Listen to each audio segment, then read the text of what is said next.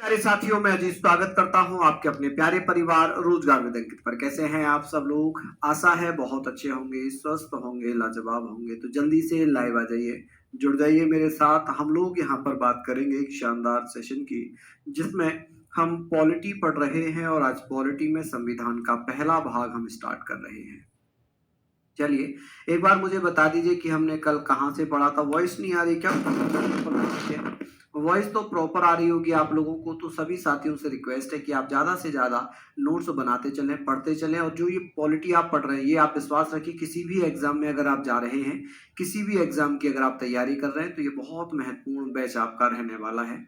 यहाँ पर हम देखिए पॉलिटी पढ़ रहे हैं, और पॉलिटी में जो आज का हमारा टॉपिक है, वो हमारा टॉपिक रहने वाला है संघ और उसके राज्य क्षेत्र। यहाँ पर आज का हमारा टॉपिक कौन सा होगा? आप कहेंगे सर संघ एवं उसके राज्य क्षेत्र।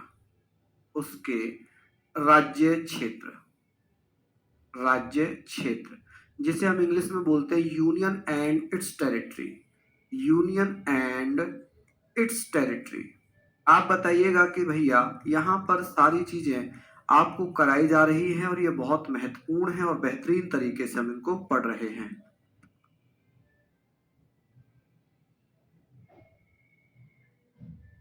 चलिए बहुत बढ़िया, शानदार, लाजवाब, बेहतरीन तरीके से हम सारी चीजों को पढ़ेंगे। और यहाँ पर ये विश्वास रखिएगा कि यहाँ हम लोग पढ़ने वाले हैं कि ये बताइए कल हम लोगों ने क्या स्टार्ट किया था?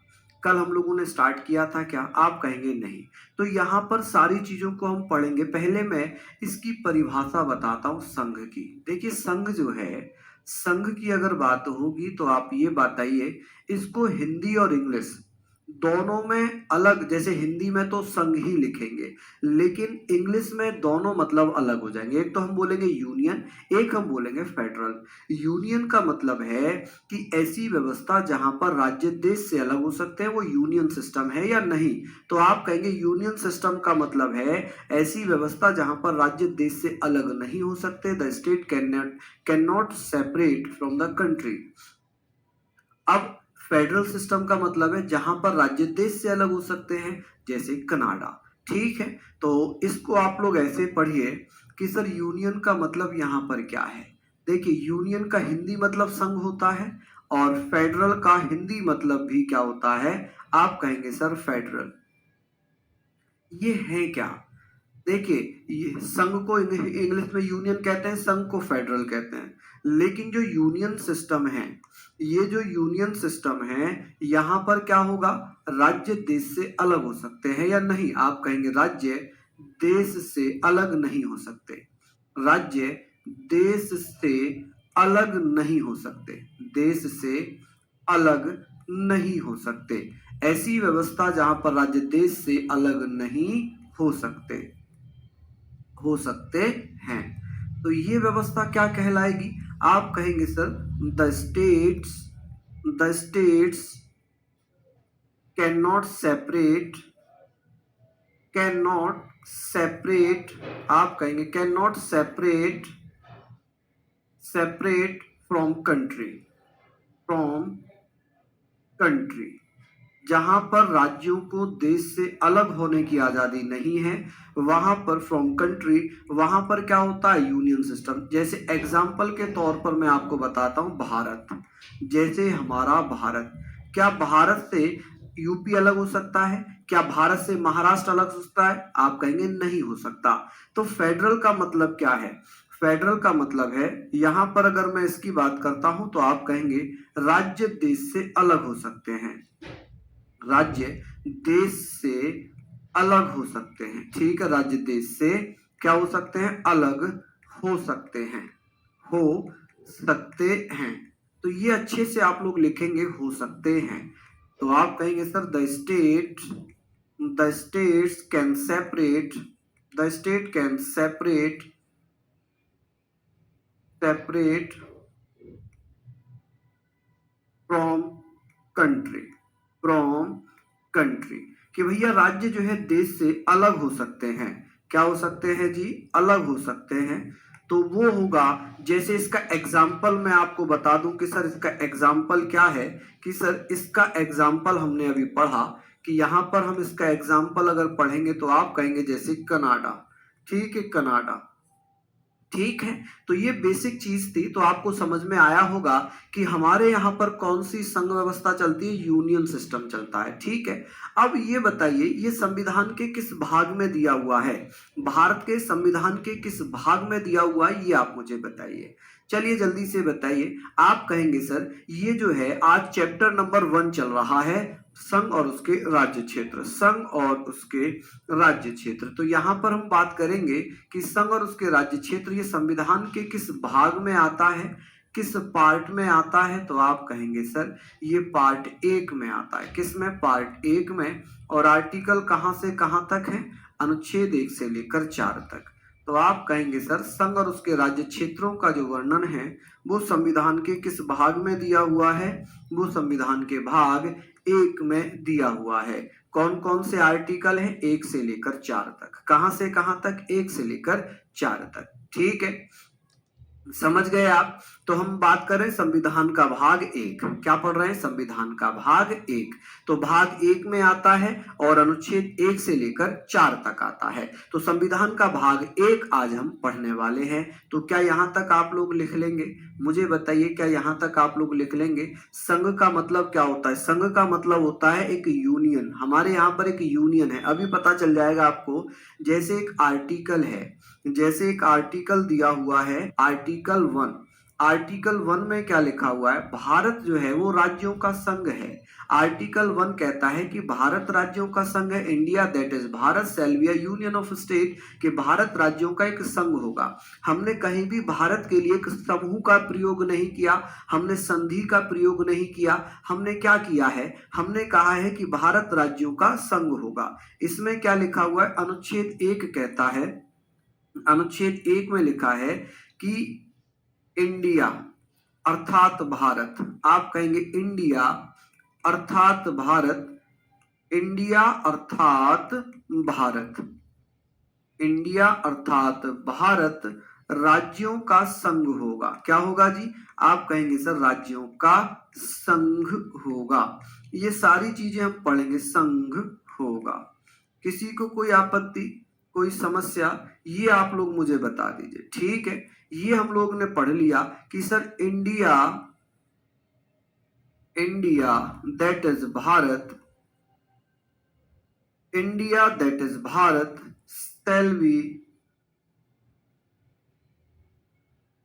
be a union of state, union of states, ठीक है। हमने पढ़ा India that is Bharat shall be a union of state, कि भारत राज्यों का संघ है। संघ, संघ का मतलब क्या है, यूनियन है। कि भैया हमने कहीं भी ग्रुप का प्रयोग नहीं किया, हमने समूह का प्रयोग नहीं किया।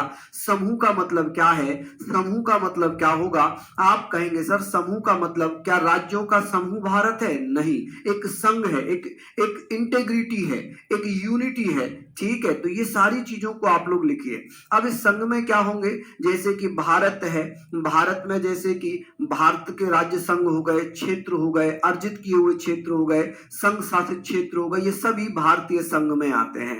भारतीय संघ की मतलब अगर मैं बात करूं तो इसमें कुल 28 राज्य और 8 केंद्र शासित प्रदेशों का वर्णन है। आप कहेंगे सर भारतीय संघ में टोटल राज्य कितने हैं, आप कहेंगे सर टोटल स्टेट्स कितने हैं, जल्दी जल्दी से बताइए कि सर इसमें जो राज्यों की संख्या है, जो स्टेट हैं वो 28 हैं।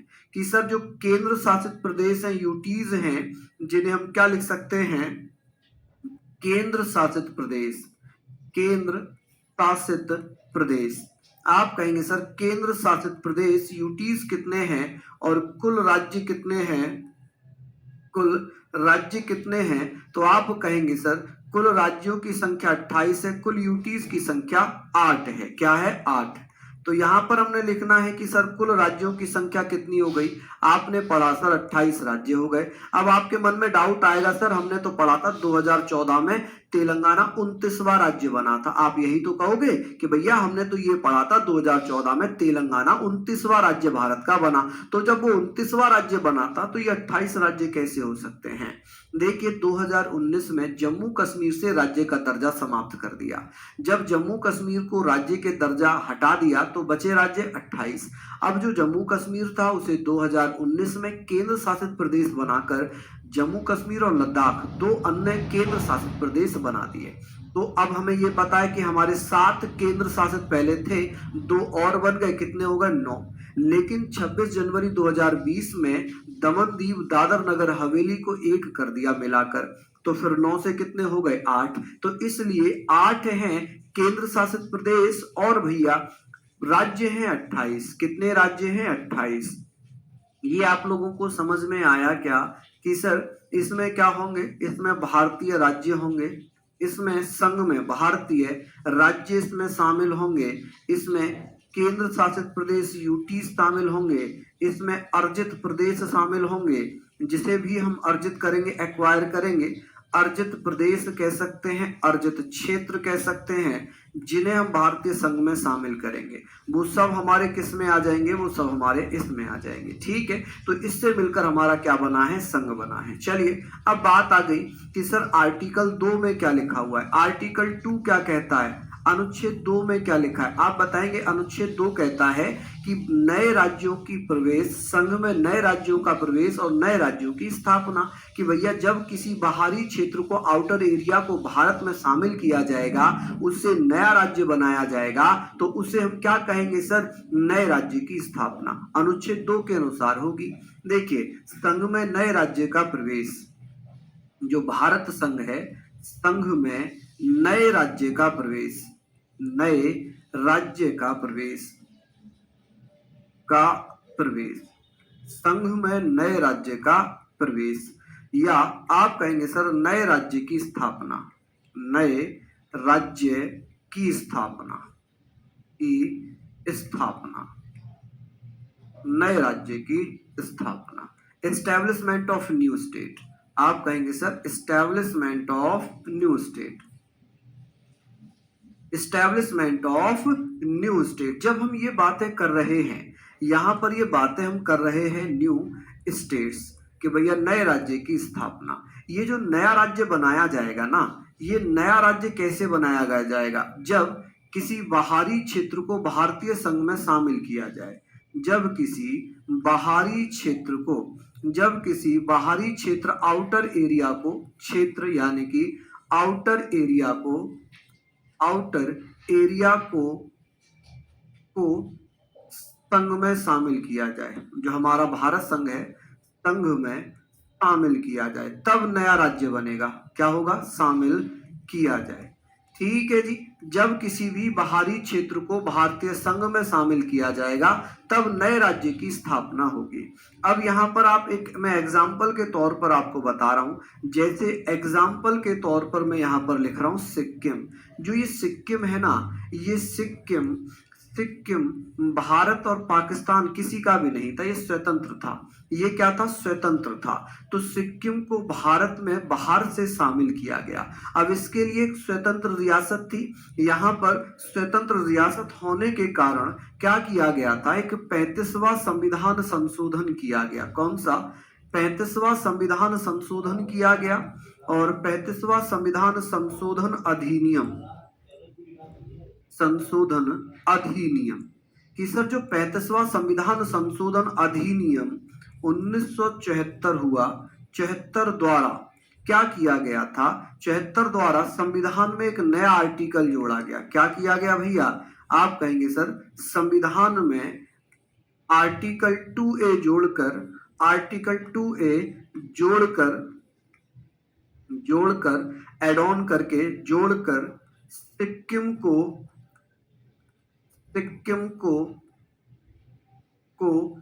सह राज्य का दर्जा दिया। क्या दिया भैया, सह राज्य बनाया। सह राज्य का मतलब होता है एसोसिएट स्टेट। क्या होता है, आप कहेंगे सर एसोसिएट स्टेट बनाया। ठीक है, एसोसिएट स्टेट बनाया।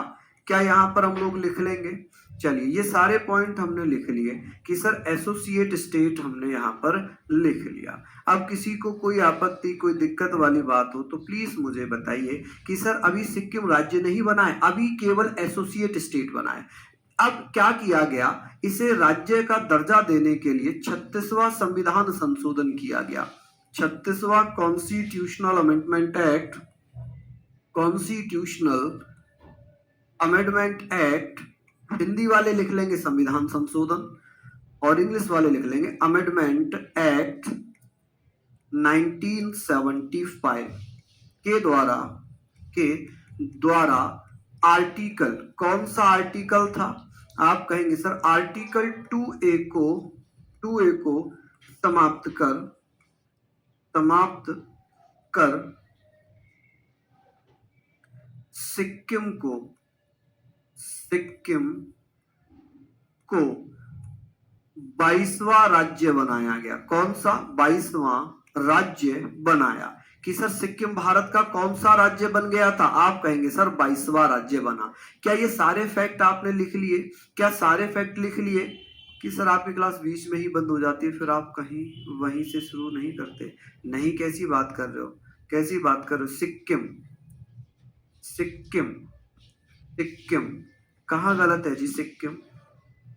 चलिए बहुत बढ़िया, ये सारी चीज हमने लिख ली कि सर सिक्किम को क्या बना दिया, सिक्किम को 22वां राज्य बना दिया। ये तो बात हो गई अनुच्छेद 2 की। अब ये बात करेंगे कि सर जब भारत में ही किसी राज्य को, भारत में ही किसी क्षेत्र को एक नया राज्य बनाया जाएगा, जैसे उत्तर प्रदेश से उत्तराखंड बना या आंध्र प्रदेश से तेलंगाना बना, तो ये कौन से आर्टिकल के तहत नए राज्य बने होंगे, इसके या किसी और? आप कहेंगे ना, 3 के तहत। ये तो सिंपल सी चीजें हैं। ये तो सिंपल सा था कि जब किसी बाहरी क्षेत्र को संघ में शामिल किया जाएगा। ठीक है, उत्तर प्रदेश तो भारत का ही हिस्सा है, उत्तर प्रदेश तो भारत का ही हिस्सा है। चलिए यहाँ पर आपने पढ़ ली। अभिषेक कश्यप जी, दीवान जी बैच में मैंने काफी कराया है, ठीक है, लेकिन अब जो यहाँ पर अपडेट लगे आपको उसको लिख लीजिए कि ये भैया 35वां संविधान संशोधन 1974 था और ये 36वां संविधान संशोधन 1975 है। ठीक है, चलिए आगे बात करें कि सर 1975 में सिक्किम को भारत का 22वां राज्य बनाया गया था। क्या बनाया गया था? 22वां राज्य बनाया गया था। चलिए बात आती है अनुच्छेद 3। आर्टिकल 3 क्या कहता है? अनुच्छेद 3 में क्या लिखा है? अनुच्छेद 3 कहता है कि नए राज्य की स्थापना जब बाहरी क्षेत्र से तो हम नया राज्य बनाएंगे, अनुच्छेद 2 में लिख लिया। जब भारत में ही नया राज्य बनेगा, भारतीय संघ से नए राज्य बनेगा, तो हम यहां पर बात करेंगे नए राज्य की स्थापना, नए राज्य की स्थापना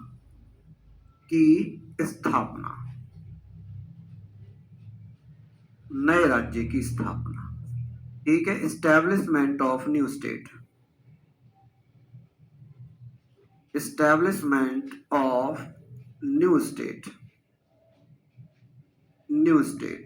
नए राज्य की स्थापना। लेकिन ये आपको ध्यान रखना है कि sir establishment of new state भारतीय संघ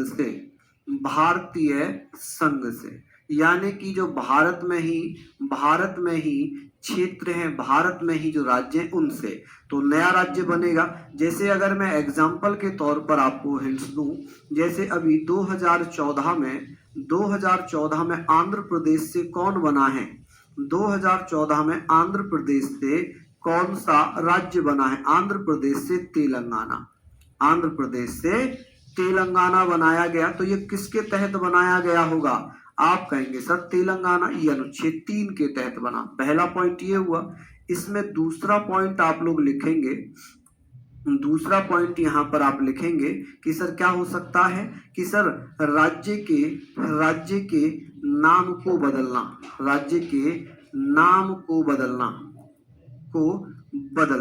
अब किसी राज्य के नाम को बदलना है, change the name of state. आप कहेंगे sir change the name of state,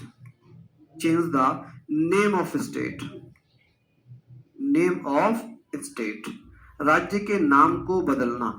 अब जैसे इसका एग्जाम्पल के तौर पर आप समझिए कि सर इसका एग्जाम्पल आप ऐसे देखिए कि 2011 में जो उड़ीसा हुआ करता था, उड़ीसा, इसे क्या बना दिया? इसे बना दिया ओडिशा। क्या बना दिया? ओडिशा। तो जो ये नाम बदला गया, ये नाम कौन से अनुच्छेद के तहत बदला गया है? ठीक है, अब जैसे 3 ये क्या कहता है? राज्य की सीमा में कमी या वृद्धि, राज्य की सीमा में कमी या वृद्धि, की सीमा में कमी या वृद्धि, सीमा में कमी या वृद्धि, कमी या वृद्धि। आप लिख लेंगे कमी या वृद्धि। ऐसे पढ़िए कि सर किसी राज्य की सीमा को बढ़ाना है, किसी राज्य की सीमा को कम करना है। अब यहाँ पर हमने ये बात करनी है कि सर जैसे जैसे अगर मैं बात करूं कि उत्तर प्रदेश है अपना, अब उत्तर प्रदेश के जो रामपुर की एक तहसील पड़ती है बिलासपुर, और इधर बिजनौर में एक जगह पड़ती है लक्सर, इन्हें उत्तराखंड में शामिल करने की बात चल रही है। किसमें? उत्तराखंड में शामिल करने की मांग चल रही है। अगर ऐसा कर दिया जाता है, अगर ऐसा कर दिया जाता है, सर आपने इंग्लिश में 36 कर दिया, कहां 36 कर दिया जी? कहां 36 कर दिया भैया? ये 35वां संविधान संशोधन 1974 है और ये 36वां संविधान संशोधन 1975 है। ठीक है, इसमें 2A जोड़ा गया है और इसके द्वारा 2A को समाप्त किया गया है। ठीक है जी, समझ रहे हैं आप मेरी बात? है, ये तो बड़ा नॉर्मल सा चीज है और दोनों ही अलग अलग बातें हैं, दोनों ही अलग अलग फैक्ट हैं। ये हमने लिख लिया कि सर राज्य की सीमा में कमियां वृद्धि, ये आप लोगों ने आई होप लिख ली होंगी यहां तक। ठीक है, मैंने आपको इसका एग्जांपल दे दिया। अब ये बताइए, एक नोट लिखिएगा, एक नोट बहुत इंपॉर्टेंट है। नोट यहाँ पर आप लोगों को लिखना है, यहाँ पर आप लोगों को लिखना है कि अनुच्छेद 2 और 3 में जो संशोधन किए जाएंगे, अनुच्छेद 2 और 3 में जो, या अनुच्छेद 1, 2, 3 में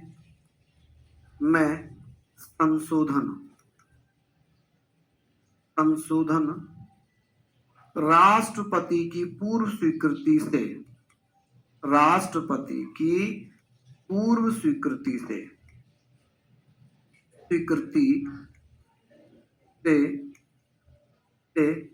साधारण बहुमत द्वारा किए जाएंगे। किसके द्वारा? साधारण बहुमत द्वारा। साधारण बहुमत का क्या मतलब है? सिंपल मेजॉरिटी कह लें। ठीक है, क्या कह लें इसे? आप कहेंगे sir simple majority, simple majority. ठीक है, साधारण बहुमत से प्रस्ताव पारित होंगे। ठीक है, क्या होंगे? प्रस्ताव पारित होंगे। इसके लिए संविधान संशोधन की आवश्यकता नहीं होगी। ठीक है, ये साधारण बहुमत से प्रस्ताव पारित होंगे, इनके लिए संविधान संशोधन की आवश्यकता नहीं होगी। चलिए, हमने यहाँ पर लिख लिया। चलिए जल्दी जल्दी से बता दीजिए कि sir increase the boundary of state, increase और डिक्रीज, इंग्लिश में लिख लीजिए, इंक्रीज और डिक्रीज, इंक्रीज और decrease the boundary of state, the boundary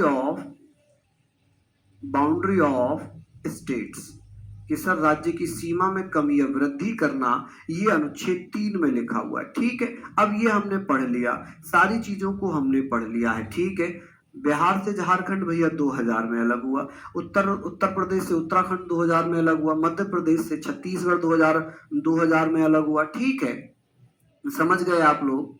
हैं जी, ये सारी चीजें हमने पढ़ ली। सर ये तो अनुसूची 1 में ही डिटेल है। बिल्कुल, देखिए ये जो व्यवस्थाएं दी हुई हैं, ये अनुच्छेदों में हैं, लेकिन अगर नए राज्य बनाए जाएंगे तो उसके लिए संशोधन अनुसूची 1 में करना पड़ेगा, अनुसूची 1 में संशोधन करना पड़ेगा। ये हमने लिख लिया। अब मुझे बताइए, कोई समस्या वाली बात तो नहीं है यहाँ तक? अब एक आर्टिकल है, आर्टिकल 4। आर्टिकल 4 में क्या लिखा है? आर्टिकल 4 कहता है कि अनुच्छेद 2 और 3 में जो कानून बनाए गए थे वो साधारण बहुमत से हुए थे, संविधान संशोधन नहीं हुआ था उनके लिए, है ना? तो आप कहेंगे अनुच्छेद 2 और 3 में जो कानून बनाए गए हैं वो संविधान संशोधन नहीं होंगे, वो संविधान संशोधन नहीं होंगे। सर 2 और 3 में क्या अलग है? 2 और 3 में क्या अलग है? देखिए 2 कहता है कि यहाँ पर पढ़िए कि भारत के बाहर का जो बाहरी क्षेत्र होगा उससे नया राज्य बनेगा अनुच्छेद 2 में। लेकिन 3 कहता है कि भैया जो भारतीय संघ से, भारतीय क्षेत्र से जो नए राज्य बनेंगे या राज्य के नाम बदले जाएंगे या उनकी सीमा में कमी या वृद्धि की जाएगी, अनुच्छेद 3 में होगा। किस में होगा? अनुच्छेद 3 में होगा। अनुच्छेद 4 क्या कहता है? अनुच्छेद 4 कहता है कि आर्टिकल 2 और 3 में बनाए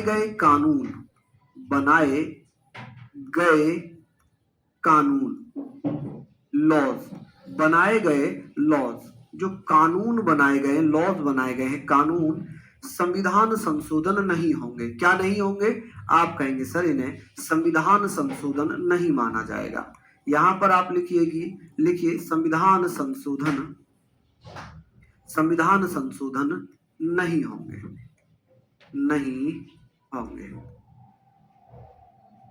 ठीक है, हमने यहाँ पर पढ़ लिया कि सर ये संविधान संशोधन नहीं होंगे। ठीक है, अनुच्छेद 2 और 3 में बनाए गए लॉ संविधान संशोधन नहीं होंगे।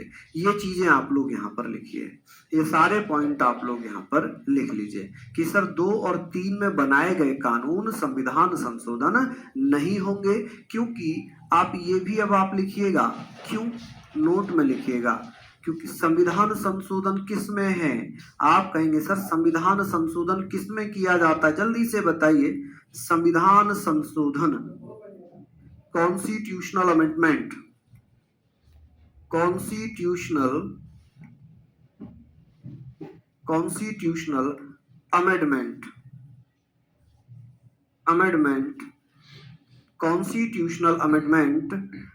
अनुच्छेद 368 में होते हैं, 368 में होंगे।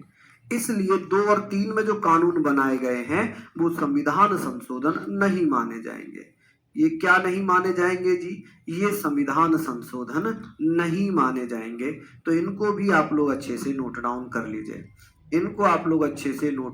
लीजिए, भैया जल्दी से। ठीक है जी, कि ये संविधान संशोधन नहीं माने जाएंगे। खत्म हो गई कहानी यहाँ तक। चलिए, अच्छा मजा आ रहा है पढ़ने में या नहीं? अब एक बात आती है, क्या यहाँ पर एक क्वेश्चन ये उठा, क्या संसद को अधिकार है कि संसद संविधान के भाग 1 में जो अनुच्छेद 3 दिया गया है, अनुच्छेद 3 में इतनी शक्ति है कि वो भारत के किसी भूभाग को किसी अन्य देश को सौंप सकती है? आप कहेंगे नहीं जी, ऐसा तो कुछ भी नहीं कर सकती संसद, क्योंकि सुप्रीम कोर्ट ने कहा कि संसद ऐसा साधारण बहुमत से नहीं कर सकती, उसके लिए संविधान संशोधन की आवश्यकता पड़ेगी। क्या पड़ेगी? संविधान संशोधन की आवश्यकता पड़ेगी। समझ में आया आप लोगों को?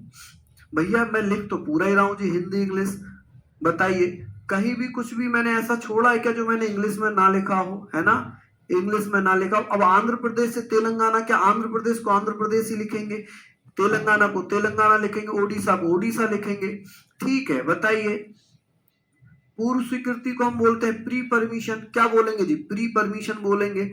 अब यहां पर बात आ गई कि सर एक केस था, क्या यहां पर एक क्वेश्चन था, क्या संसद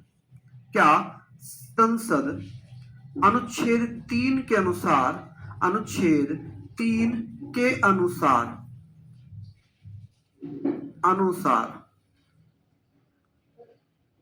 भारत के किसी भारतीय भूभाग को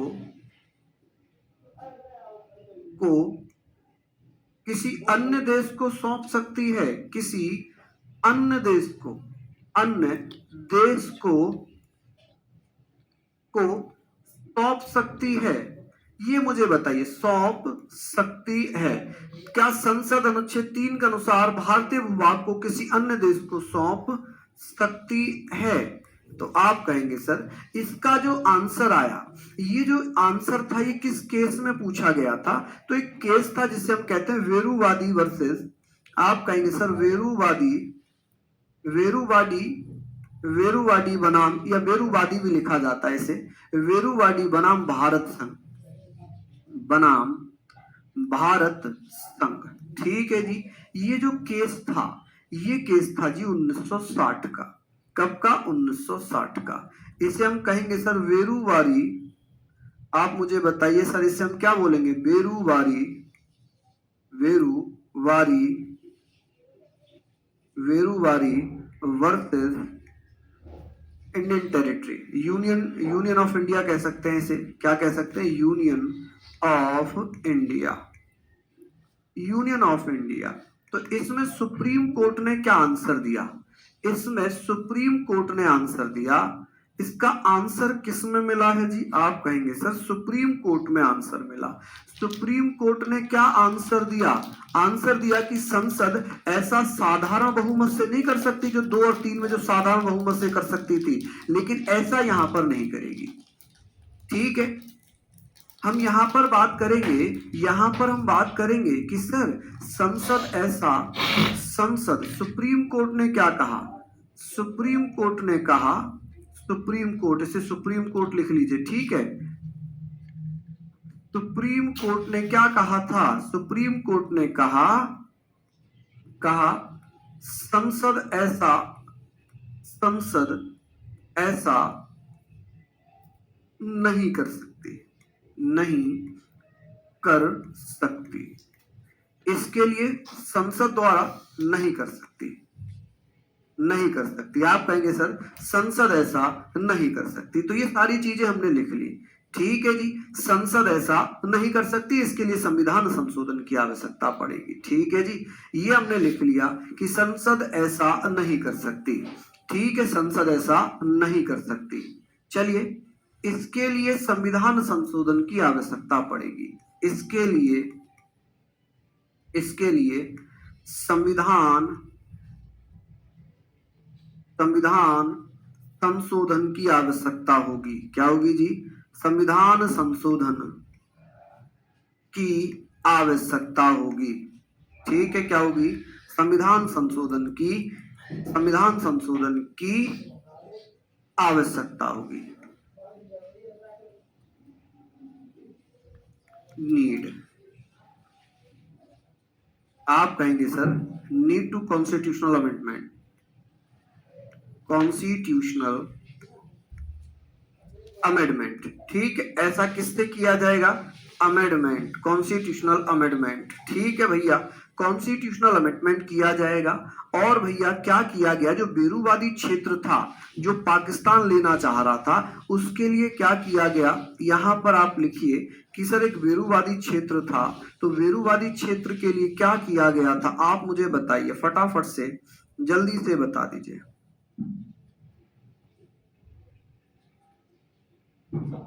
कौन सा संविधान संशोधन किया था? कौन सा संविधान संशोधन किया था? बताइए जल्दी से। तो आप कहेंगे सर इसके लिए क्या करा था? तो यहां पर आप लिखना कि सर 9वां संविधान संशोधन किया गया। 9वां कॉन्स्टिट्यूशनल अमेंडमेंट एक्ट हुआ है 1960 में, के द्वारा भारत ने जो बेरूवादी क्षेत्र हुआ करता था, वेरुवादी, जिसे वेरुवाडी भी लिखते हैं, वेरुवादी क्षेत्र पाकिस्तान को दे दिया। क्षेत्र पाकिस्तान को सौंपा। किसको सौंपा जी? पाकिस्तान को दिया, पाकिस्तान को दे दिया। ठीक है, दे दिया। ये हमने लिख लिया कि सर ये बताइए कि जो बेरूवादी क्षेत्र था वो हमने किसको सौंप दिया था? पाकिस्तान को सौंप दिया था। किसको सौंपा था? पाकिस्तान को। एक और स्टेटमेंट यहां पर आप लिखिएगा कि सर एक और संविधान संशोधन हुआ था, एक और संविधान संशोधन हुआ था, 100वां संविधान संशोधन, या आगे लिखूंगा इसे, इसमें जगह नहीं है। यहां तक आप लोग लिखिए कि सर हमने पढ़ा कि जो बेरूवादी क्षेत्र था, जो ये झगड़ा चल रहा था 1960 में कि ये क्षेत्र पाकिस्तान को दिया जाए, क्या संसद अनुच्छेद 3 के तहत भारत के किसी भूभाग को किसी अन्य देश को दे सकती है? सुप्रीम कोर्ट ने कहा, चलिए सुप्रीम कोर्ट ने क्या कहा? सुप्रीम कोर्ट ने ये कहा कि भारत का जो क्षेत्र है, भारत का जो क्षेत्र है, ये क्षेत्र किसी अन्य देश को दिया जा सकता है। तो भैया सुप्रीम कोर्ट ने कहा कि संसद अनुच्छेद 3 के तहत जिसमें साधारण संशोधन किए जाते हैं, ऐसे भारत के किसी भाग को अन्य देश को नहीं दे सकती। उसके लिए संसद को संविधान संशोधन करना पड़ेगा और संविधान संशोधन किया गया 9वां संविधान संशोधन 1960, जिसके द्वारा भारत ने बेरूवादी क्षेत्र पाकिस्तान को दे दिया। ये अच्छी खासी क्वेश्चन यहां पर आते हैं। सिंपल मेजोरिटी का मतलब साधारण बहुमत से, ठीक है, जिसमें संविधान संशोधन की आवश्यकता नहीं पड़ती। साधारण बहुमत ऐसे समझ लो जैसे 10 लोग बैठे हुए हैं, उनमें से 6 लोगों के हाथ ऊपर उठवा दिए कि भाई आप इस पक्ष में हो, तो उन्होंने हाथ उठा दिए कि हाँ भाई पक्ष में है, तो वो हो जाएगा। जैसे जजों की संख्या बढ़ाई जाती है तो संसद क्या करती है, वहां पर साधारण बहुमत से हाथ उठवा लेती है। बताओ भाई, जजों की संख्या बढ़ाई जा रही, कौन कौन पक्ष में है, तो वो जो पक्ष में वो साधारण बहुमत से हाथ उठवा लिए कि भाई हम पक्ष में हैं। ठीक है, तो ये हमने पढ़ लिया। अब यहां तक बताइए, एक 100वां संविधान संशोधन, यहां पर राष्ट्रपति कौन थे इस समय? राष्ट्रपति कौन थे इस समय? राष्ट्रपति कौन थे, प्रेसिडेंट कौन थे जिन्होंने इस पर हस्ताक्षर किया था? बताइए, प्रेसिडेंट कौन थे यहां पर? प्रेसिडेंट जल्दी से बताइए। आप कहेंगे सर डॉक्टर राजेंद्र प्रसाद थे। कौन थे? डॉक्टर राजेंद्र प्रसाद। राजेंद्र प्रसाद थे जिन्होंने इस पर हस्ताक्षर किए थे। ठीक है कि सर 9वें संविधान संशोधन 1960 पर किसने हस्ताक्षर किए थे? सीए का मतलब होता है कॉन्स्टिट्यूशनल अमेंडमेंट एक्ट। ठीक है जी, यहां पर लिखा है ना कॉन्स्टिट्यूशनल अमेंडमेंट एक्ट, कहां गया? ये हमने लिखा तो था constitutional amendment act, CA, constitutional amendment act, संविधान संशोधन। हिंदी में बोले तो 9वां संविधान संशोधन अधिनियम 1960। ठीक है जी। आवश्यकता, चलिए आवश्यकता की बात हो रही है जी, बताइए आवश्यकता हम पढ़ेंगे जी, आवश्यकता। चलिए अब ठीक है जी, अब ठीक है आवश्यकता। चलिए बहुत बढ़िया, अब ये सारी बातें हमारी यहां पर हो गई। अब हम बात करेंगे सर, ये बताइए एक 100वां संविधान संशोधन हुआ था, 100वां संविधान संशोधन। 100वां संविधान संशोधन क्या कहता है? इससे क्या किया गया था कि जो भारत ने अपने 111 क्षेत्र थे वो किसे दिए? संविधान संशोधन अधिनियम, अधिनियम 2015 यहां पर हम बात करेंगे सर, ये हुआ था। देखिए समझिए मेरी बात, समझिएगा कि प्रणब मुखर्जी इस समय राष्ट्रपति थे। बांग्लादेश काफी समय से मांग कर रहा था कि भाई जैसे 3 बीघा गलियारा है वो भारत ने दिया बांग्लादेश को, हमने उसे रेंट पर दे दिया, हमने उसे लीज पर दे दिया और बांग्लादेश अपना अधिकार जमाने लग गया। तो यहां पर एक बात आई, यहां पर एक चीज आई कि भाई भारत जो है आदान प्रदान करेगा। 1974 में बांग्लादेश भूमि आदान प्रदान समझौता हुआ था 1974 में। कब? 1974 में भारत और बांग्लादेश के मध्य एक भूमि के आदान प्रदान का समझौता हुआ था, जिसमें ये देश एक दूसरे के साथ अपनी जमीन का आदान प्रदान करेंगे अपनी सहूलियत के अनुसार। तो ये जो संशोधन था जिसे हम 100वां कॉन्स्टिट्यूशनल अमेंडमेंट एक्ट कहते हैं, एक्ट 2015 के नाम से हम पढ़ते हैं कि सर 2015, आप कहेंगे भैया 2015, इसके द्वारा क्या किया? भारत ने अपने 111 क्षेत्र बांग्लादेश को दिए। भारत ने अपने कितने क्षेत्र दिए?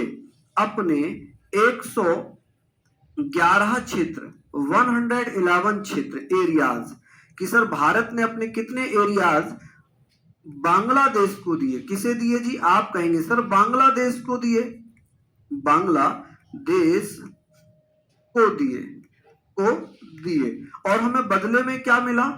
दिए। बदले में बांग्लादेश ने, किसने? बांग्लादेश ने भारत को मात्र 51 क्षेत्र दिए। भारत को मात्र कितने क्षेत्र दिए?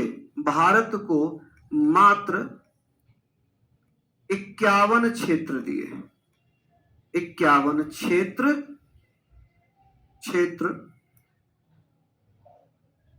51 क्षेत्र दिए। क्या ये हमने लिख लिया यहाँ पर? चलिए ये हमने लिख लिया कि सर ये इस समय राष्ट्रपति कौन थे, कौन से राष्ट्रपति थे जिन्होंने इस पर हस्ताक्षर किया है, बताइए। इस समय राष्ट्रपति थे प्रणब मुखर्जी। कौन थे जी?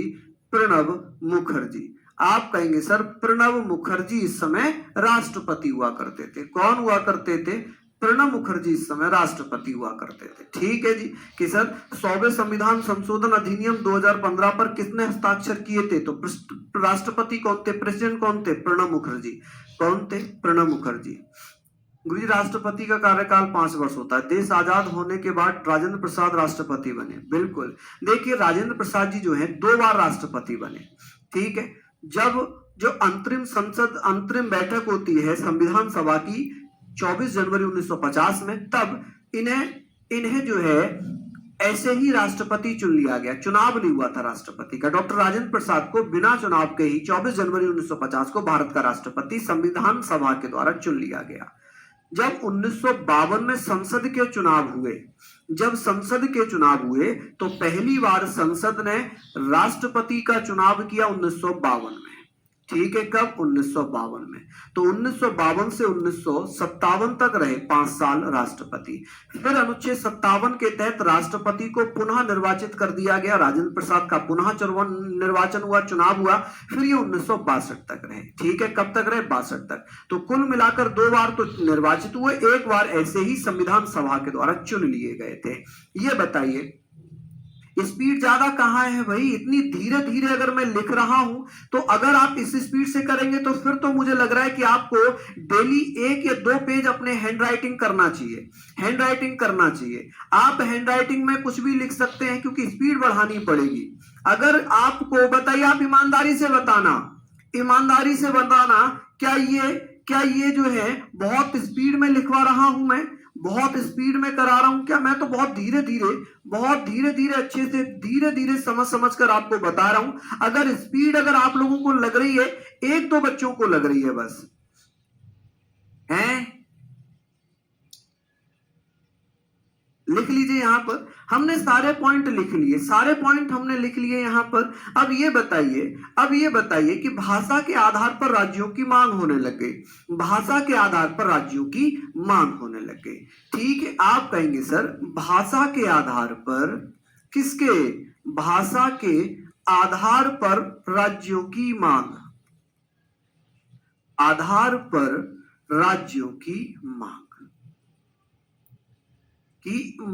होने लगी है। डिमांड, आप कहेंगे सर यहां पर आप लिखिएगा demand of states on the basis of language. यहां पर हमने बात कर ली भाषा के आधार पर यहां पर हमने बात कर ली। तो आप मुझे बताइएगा, यहां पर हम बात करेंगे सर, सारी चीजें हमने लिख ली, इसको अच्छे से लिख ली। अब आप मुझे बताइए, मैं बहुत धीरे और बड़ा आराम से पढ़ा रहा हूं। ठीक है। मुझे लग रहा है कि भैया जो बहुत धीरे पढ़ा रहे हैं ना, उनको थोड़ा सा स्पीड अपनी बढ़ानी पड़ेगी, उन्हें धीरे धीरे लिखना पड़ेगा, प्रैक्टिस करनी पड़ेगी। अब यहां पर बात हो गई कि सर मांग कौन कर रहे थे? तो एक व्यक्ति थे जिनका नाम था पोटिटी श्री रामुलु। आप कहेंगे पोटिटी श्री रामुलु, ये व्यक्ति हैं जो कि भाषा के आधार पर मांग कर रहे थे। हालांकि मैं थोड़ा सा पीछे चलूंगा, 1946 में आऊंगा। 1946 में क्या हुआ? 1946 में मोहित जी बना रहे हैं ना, अभी पृष्ठभूमि तैयार कर रहे हैं। तो 1946 में तेलंगाना आंदोलन की मांग चल रही थी। तेलुगु भाषा के आधार पर तेलंगाना की मांग चल रही थी। तेलुगु भाषा के लिए तेलंगाना आंदोलन चल रहा था। हालांकि तेलंगाना राज्य बना 2014 में है। तो बात ये आई कि भैया जब तेलंगाना आंदोलन चल रहा था 1946 में, और ये आंदोलन अभी चरम पर पहुंचता है 1951-52 में। पोटिटी श्री रामुलु जब थक जाते हैं मांग करते करते कि भाई अब नहीं सरकार सुनेगी हमारी, तो पोटिटी श्री रामुलु अनशन पर बैठ जाते हैं। किस पर बैठ जाते हैं? भूख हड़ताल पर बैठ जाते हैं। और जब भूख हड़ताल पर बैठ गए, भाई कौन कितने दिन तक भूखा रह सकता है? भूखे रहे, 56 दिन भूखे रहे, और उसके बाद फिर बीमार पड़े। 58वें दिन उनकी मृत्यु हो गई। पोटेटी श्री रामुलु की 58वें दिन मृत्यु हो जाती है। और जब 58वें दिन उनकी मृत्यु हो गई तो भैया नेहरू सरकार थी, उस समय कांग्रेस की सरकार बनी हुई थी। नेहरू सरकार दबाव में आती है। हालांकि नेहरू सरकार नहीं थी, ये अंतरिम संसद बना रखी थी ब्रिटेन ने नेहरू जी के नेतृत्व में, ठीक है, इसे अंतरिम संसद कहा गया था। तो भैया नेहरू जी दबाव में आए। अंतरिम सरकार ने यह फैसला लिया कि एक काम करते हैं, भाषा के आधार पर राज्य बना देते हैं, वरना देश में बवंडर हो सकता है, देश में विद्रोह हो सकता है। तो पोटेटी श्री रामुलु की मृत्यु के बाद 1 अक्टूबर 1953 में भाषा के आधार पर बना पहला राज्य था आंध्र प्रदेश। कौन सा था? आंध्र प्रदेश बन गया था। जब आंध्र प्रदेश बना भाषा के आधार पर, कौन बन गया जी? आंध्र प्रदेश बन गया भाषा के आधार पर। चलिए, बहुत बढ़िया। तो यहां पर क्या हुआ, क्या होता है, तो आप लोग ये बताएंगे कि सर नेहरू सरकार ने यह डिसीजन लिया, हालांकि संविधान सभा का डिसीजन था कि एक काम करते हैं, जो तेलंगाना आंदोलन चल रहा है बहुत समय से, एक काम करते हैं, राज्यों का जो गठन हो वो कैसे किया जाए। राज्यों का गठन भाषा के आधार पर हो, जनगणना के आधार पर हो, जातिगत हो, भौगोलिक स्थिति के आधार पर हो, ज्योग्राफिकल एरिया के आधार पर हो, कैसे होना चाहिए। तो हम बात करेंगे सर, हुआ ये कि धर आयोग बना दिया। धर आयोग, अब इनकी मृत्यु से पहले धर आयोग बनाया। धर आयोग ने कहा कि राज्यों का पुनर्गठन भाषा के आधार पर नहीं होना चाहिए। The state should not be formed on the basis of language, the state should be formed on the basis of geographical area and financial condition. कि सर राज्यों का जो पुनर्गठन है, राज्यों का जो गठन है, वो भाषा के आधार पर ना होकर ज्योग्राफिकल एरिया, उनकी वित्तीय स्थिति के आधार पर होना चाहिए। समझ रहे हैं आप मेरी बात? यहां पर आप समझिए, पहले मैं ये बताता हूं मांग की जो हो रही है, इनके द्वारा मांग की गई। अच्छा, ये जो है ये अनशन पर बैठ गए। ये किस पर बैठ गए? अनशन पर। अनशन कह लें, हंगर स्ट्राइक कह लें। ये किस पर बैठ गए? हंगर स्ट्राइक पर बैठ गए। किस पर? हंगर स्ट्राइक पर ये बैठे। तो हंगर स्ट्राइक पर जब ये बैठे तो भैया इनकी क्या हो गई? हंगर स्ट्राइक इन्होंने कर ली, है ना, और हंगर स्ट्राइक के बाद इनकी मृत्यु हो जाती है। ठीक है, कितने दिन भूखे रहे ये? भूखे रहे ये कितने दिन भूखे रहे? 56 दिन। 56 दिन ये भूखे रहे, ठीक है, तक ये भूखे रहे। और इनकी मृत्यु कब हो गई? मृत्यु हो गई भैया 15 दिसंबर 1952 में, 58वें दिन। कब मृत्यु हो गई इनकी? तो आप कहेंगे सर 58वें दिन इनकी मृत्यु हो गई। दिन इनकी क्या हो गई? मृत्यु हो गई। तो नेहरू सरकार किस में आ गई जी? तो आप कहेंगे सर नेहरू सरकार दबाव में आई और भाषा के आधार पर प्रथम राज्य जो बना, कि आप कहेंगे सर इस आधार पर जो पहला राज्य था, भाषा के आधार पर जो पहला राज्य था वो कौन सा था? आप कहेंगे आंध्र प्रदेश था। कौन सा था? आंध्र प्रदेश था। भाषा के आधार पर कौन सा बना था? आंध्र प्रदेश। और आंध्र प्रदेश का गठन कब किया गया? इसका गठन किया गया था 1 अक्टूबर 1953 में, ठीक है। लेकिन इसका पुनर्गठन कब किया? इसको रीऑर्गेनाइज कब किया? पुनर्गठन कह लें, रीऑर्गेनाइज कह लें, रीऑर्गेनाइज्ड कह लें कि सर कब किया गया इसको रीऑर्गेनाइज्ड? तो 1 नवंबर 1956 में, 1 नवंबर 1956 में। इसीलिए आंध्र प्रदेश अपना स्थापना दिवस कब मनाता है? ये स्थापना दिवस कब मनाता है? एस्टैब्लिश डे कब मनाता है? आप कहेंगे सर 1 नवंबर को। कब? 1 नवंबर को ये अपना स्थापना दिवस मनाता है। चलिए, अब हमारी बात आती है सर एसके धर आयोग की, जेबीपी समिति की, निर्वाचन राज्य पुनर्गठन आयोग की, राज्य पुनर्गठन अधिनियम की। तो इसका एक खंड पढ़ेंगे, एक क्लास पढ़ेंगे कल। क्या यहां तक आपने सारी बातें समझ ली? और मैं प्रयास करूंगा कि ये सारी चीजें हैं अच्छे से आप लोग पढ़िए, है ना। चलिए, हाँ बिल्कुल बिल्कुल रिकॉर्डेड है। मेरी आत्मा घर, मेरा शरीर जो है वो घर पे सो रहा है, मेरा शरीर जो है वो घर पे सो रहा है, और मैं यहाँ पर जो है नहीं, आत्मा घर पे सो रही है, शरीर मेरा यहाँ पर आपके सामने खड़ा है। रिकॉर्डेड क्लास है, हाँ बिल्कुल रिकॉर्डेड क्लास है। मैं तो घर पे ही सोया हुआ हूं ना, ठीक है, देखिए 56 दिन भूखे रहे और 58वें दिन इनकी मृत्यु हो गई। खत्म कहानी। बताइए किसी को कोई आपत्ति, किसी को कोई समस्या? चलिए तो अब इसी का एक पार्ट पढ़ेंगे कल, एक पार्ट हम कल कंटिन्यू कर रहे होंगे। चलिए बहुत बढ़िया, शानदार। सिक्किम एक स्वतंत्र रियासत थी, समझ गए भैया? चलिए तो बहुत अच्छी बातें हैं, ये सारी चीजों को आप लोग समझते रहिए, पढ़ते रहिए, मेहनत करते रहिए, दिल लगाते रहिए। चलिए तो बहुत बहुत धन्यवाद, नमस्कार, जय हिंद।